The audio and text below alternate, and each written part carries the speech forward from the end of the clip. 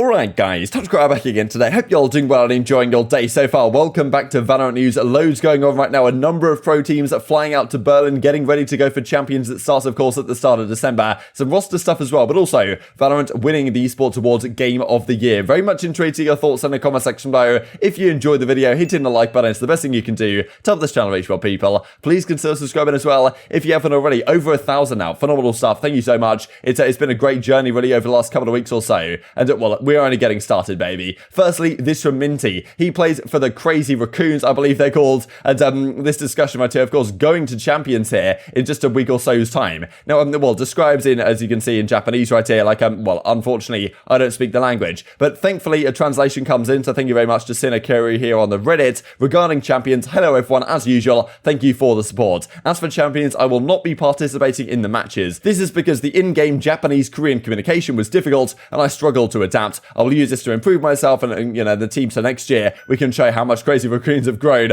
I hope you continue to support me. This implies Minty will be staying next year, probably will depend on how they perform at Champs. So, well, it's kind of interesting to hear, to be honest, that, well, maybe some communication difficulties within the team. I'm not exactly sure what, you know, what language they communicate in, right? Because you've got Japanese guys, you've got Korean guys. Do you just talk in English, right? Like, you know, is that the best thing to do? Do you just talk in one of the languages or both languages? It seems kind of a mess to me. And, clearly, well, it's been a little bit difficult for Minty to slip into this roster. Of course, what they've got going on over there, Crazy Raccoons, is a lot of players on their team. As you can see right here, some of their recent results, like Masters Berlin, for example, getting 2-0'd by Gambit. But, you know, obviously still a solid squad with an opportunity to do something here at Champions. We'll have a look at that here in just a second. This is their roster, but they've basically got a 7-man team. No one inactive here or anything. So Minty's not going to be an incredible, like, you know, huge loss to their squad, but still obviously not ideal. And, well, still, he's, of course, Japanese. We've got a couple of Korean guys in here as well. So interesting roster combination. Minty not going to be playing for them, though, it seems, at the World Championship. This, of course, is their group as well. They were over there in Group C, and, well, you can see Crazy Raccoons, Gambit, Team Secret down here, and Team Vikings as well. Their first matchup against the Team Vikings guys. Of course, we just saw, right, they lost to Gambit during that, well, during the Masters Berlin. So this group should be a walk in the park for Gambit, but after that, it's probably the group that,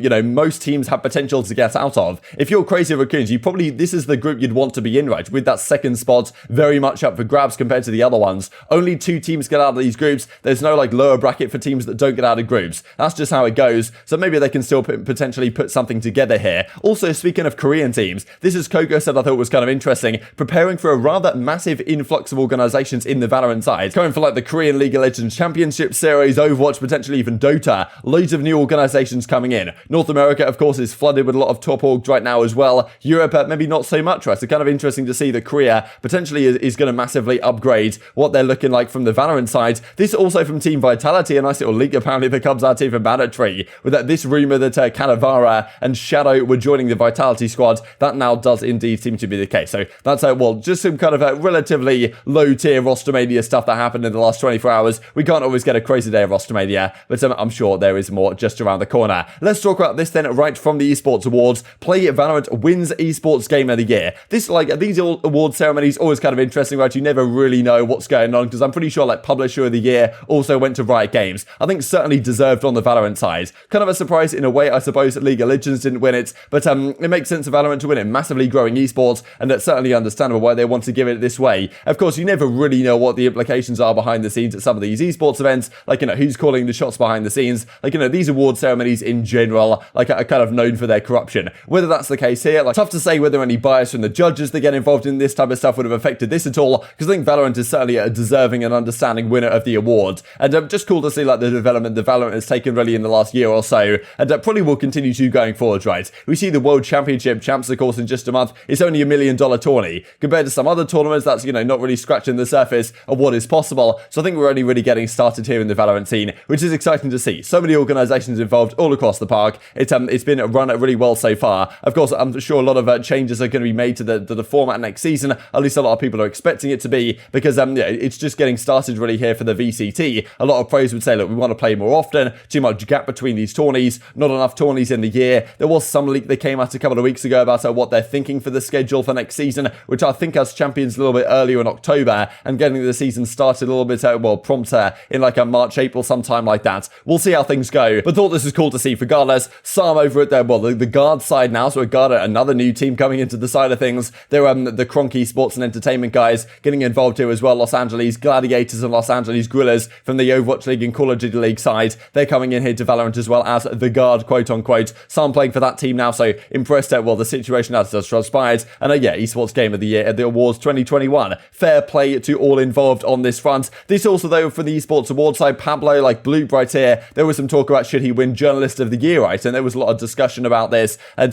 whether players got robbed or, certain people got robbed. Kevin Hitt, I believe, won it in the end, which was, I think, a little bit of it was certainly an interesting one. Don't believe he's won that award before, so it was kind of cool to see some other people get involved. Blue will certainly have his time to come, I suppose, in years to come. But well, let's talk about the players on their way to Berlin. Lots of teams right now. We know that Envy, I'm pretty sure, were out there now a couple of days ago. They've been boot camping and getting everything set up and ready to go for Champions. Lots, of course, of great practice to be had ahead of this event in the European side. They'll be out there, honestly, some of these teams for quite some time. Out to Berlin, they've got 1 week and a little bit of practice. Then the event kicks off on December the 1st, goes for effectively 2 weeks. There might be 1 day off on like the final Friday. There's no matches maybe on that day, but pretty much every other day there's going to be games ongoing. The schedule has been released. We looked at here just a couple of days ago. Of course, these teams are getting ready to go. X10, I mean, look at the drip on these guys, right? Like the hair colors, it's just looking absolutely spectacular. So they're on the plane to Berlin, and plenty of other people in a similar boat. Team Secret as well, they're out there as well. As you can see, the boarding pass is right here. And well, we looked at the groups here just a couple of seconds ago. Guess I can bring them up here once again. Team Secret, Crazy Raccoons in that same group we just looked at. We've got X10 over here in Group A. A tough group for them, to be honest, with the Send, Envy, and Vivo Keyed as well there. But some guys aren't out there quite yet. Most of the teams are getting out there now, which certainly is understandable, right? Cloud9 Blue, they're heading on the plane as well as Vanity says, heading to Berlin now. What a year it's been. Thank you guys for all the support. And yeah, this are also from Raucous from the Sentinel side. Flying to Berlin tonight. I hate flying. Send the good vibes. So we saw that the Sentinel guys that moved out to LA a few days ago for whatever reason. They've been there for a couple of days, and now they're on the plane to Berlin. So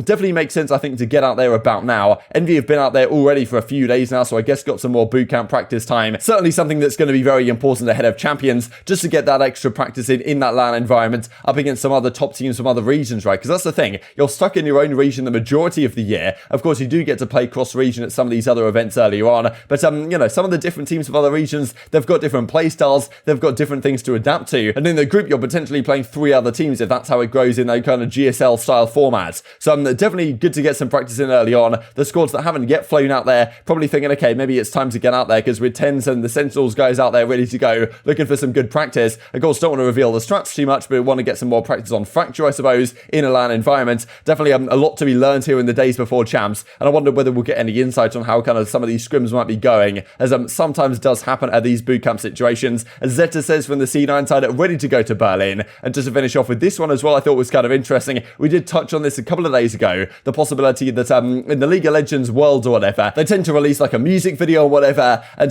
there's Play Valorant say right here, we're literally only just starting to scratch the surface of what is possible within the Valorant side. And as Anna Donlon, Supercake says in reply, we are indeed with this potential teaser of something happening. So I guess we'll see what they deliver to us at the World Championship. Very much intrigued to your thoughts on all this stuff in the comment section below. Hope you guys enjoyed the video. If you did enjoy it, hit in the like button, tells the YouTube gods this is a good video, and looks like you should see it as well, and upgrade the competitive Valorant community. Thank you much as always, take care, and I will see you next time.